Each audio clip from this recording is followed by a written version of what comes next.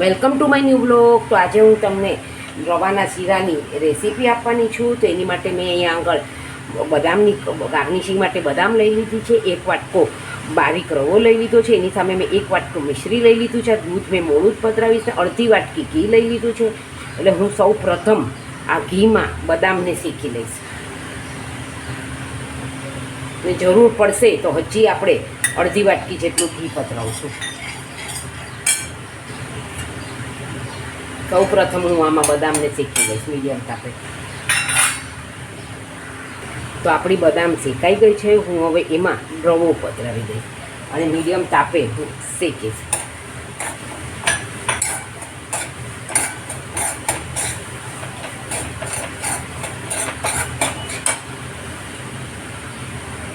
અને હજી હું એમાં 1 ટેબલ સ્પૂન જેટલું ઘી પધરાવીશ.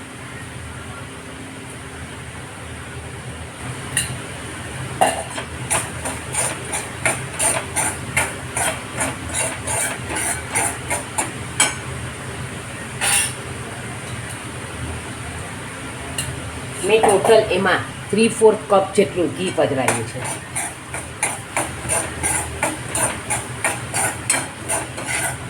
હું એને મીડિયમ તાપે શેકી લઈશ.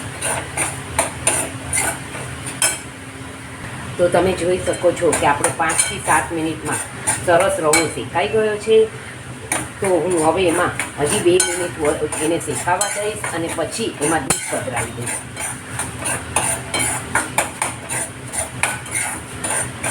તો આપણો સરસ રવો શેકાઈ ગયો છે.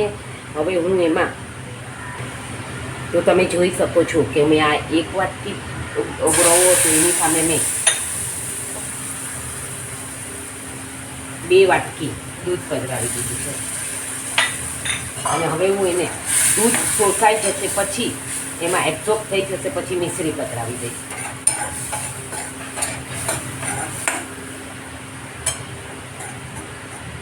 હવે હું આખું 1 વાટકો ભરીને આમાં મિશ્રી પધરાવી દઉં છું.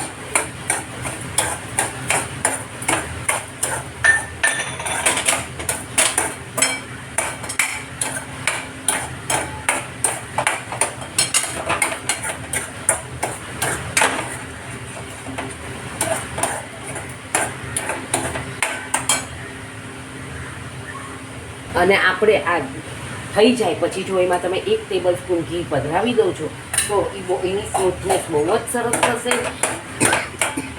એટલે આપણો આ રવાનો શીરો તૈયાર થઈ ગયો છે. તો આ જરૂરથી ઘરે ટ્રાય કરજો અને મારી ચેનલને જરૂરથી સબસ્ક્રાઈબ કરજો જેથી તમને નવી નવી સામગ્રી અને વાનગી જે પ્યોર વૈષ્ણવ જ આપણા કરી શકે કાંદા લસણ વગરનું એવી મળતી રહેશે. અને આપણે કાલે મળશું. તો C you tomorrow. Like, share and subscribe.